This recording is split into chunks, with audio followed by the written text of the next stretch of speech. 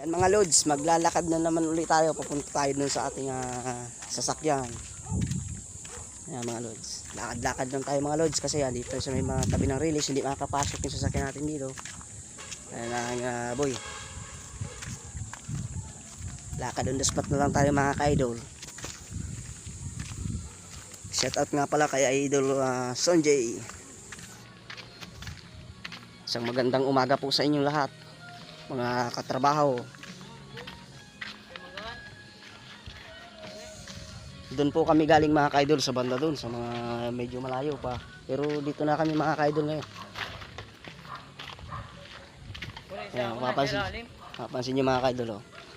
Napakaraming bahay dito mga ka-idol. Madam, meron dyan? Tara mga kay madam yun, oh. Ay, bibinta ninyo. Ayan, si madam, tatanong namin kung siya magbuti na eh. Sa mga trabaho natin mga ka-idol eh.